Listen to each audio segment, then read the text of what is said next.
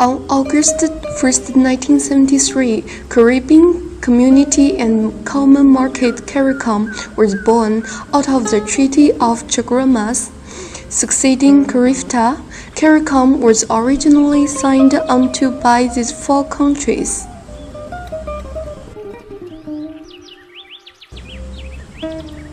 At present, there are 15 CARICOM nations and 5 associate members.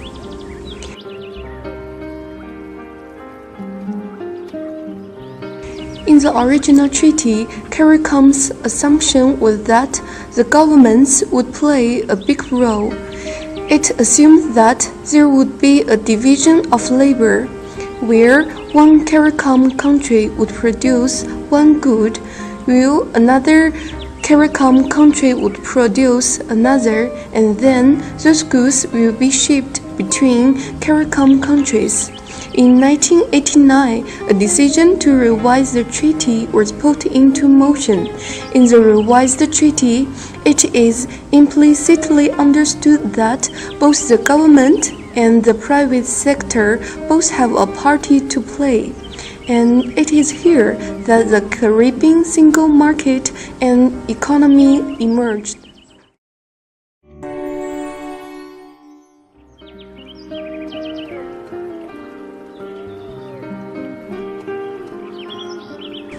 There are many objectives of CARICOM, but these below are the key objectives of the organization. Through measures such as eliminating all barriers to intra-regional movement and harmonizing standards to ensure acceptability of goods and services traded. Through measures such as removing all obstacles to intra-regional movement of skills, labor, and travel, harmonizing social services such as education and health, providing for the transfer of social security benefits, and establishing common standards.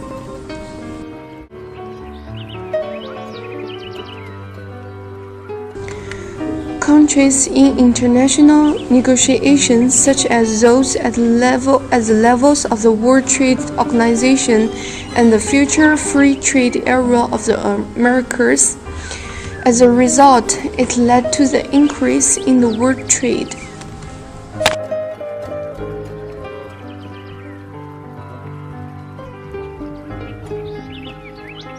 Say what they should have done in the first place with CARICOM. Yeah, at least with CARICOM, they have an increased bargaining position, and this would help them with international negotiations.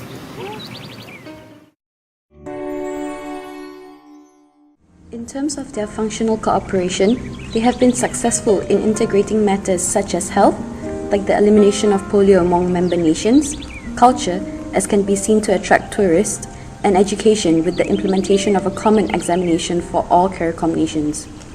When it comes to their Caribbean Single Market and Economy, CSME, because many look at it as a long-term goal, this is not yet a success. For example, their common currency vision has yet to be achieved. However, their intra-regional trading is operational in the sense that CARICOM countries wouldn't incur duties between themselves. In addition, the people of CARICOM nations are starting to lose faith in this organization, as they feel like they are not able to feel the presence of its outcome.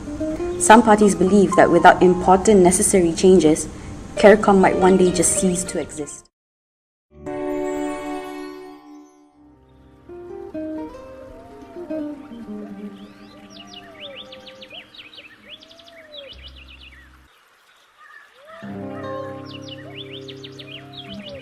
After the creation of CARICOM, there has been a vast improvement in the volume of trade in the global scale.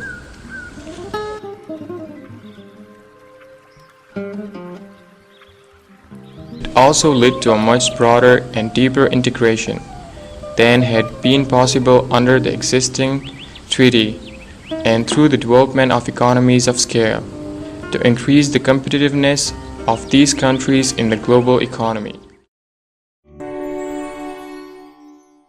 Let's take CARICOM district and to find out how Malaysian business are affected by CARICOM. Okay, we find a person there. Excuse me, can I ask you a question? Yeah, sure.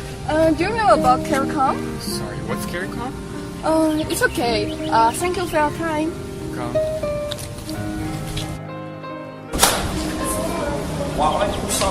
So, I just want to ask you a question. Have you heard about CARICOM? CARICOM? No, I have not heard of that.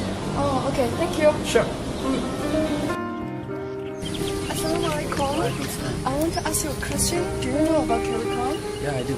Okay. So, what do you think about it? How Malaysian business are affected by the CARICOM? Well, I know for sure it's the tourism industry. Oh, okay. See, CARICOM, they have a visa for the member countries.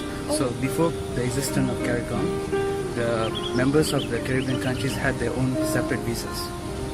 Okay, so with the introduction of CARICOM, the members within the country have one type of visa, so they can move as they wish, and it's more cheap.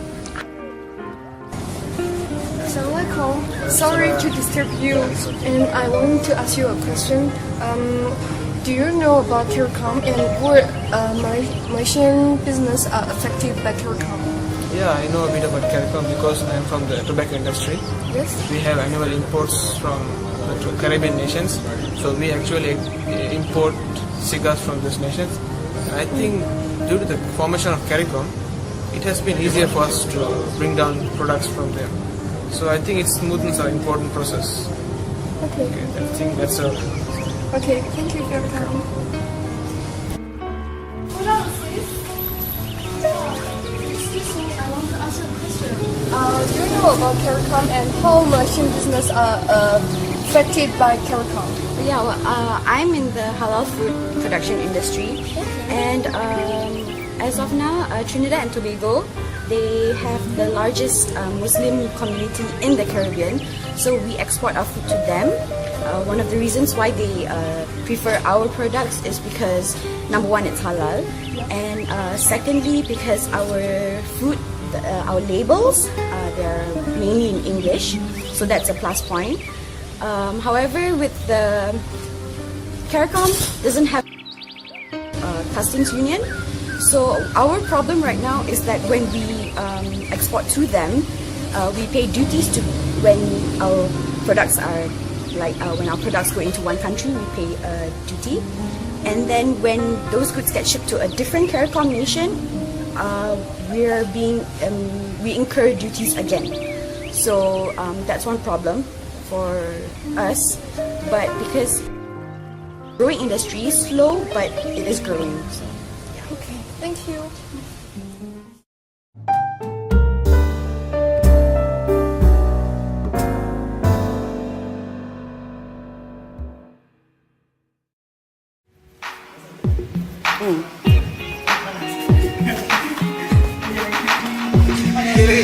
Okay, lagi sekali.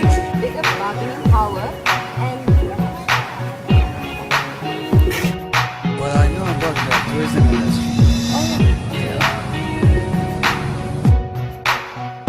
And we have annual exports, import from this one. Let's take this street to ask about the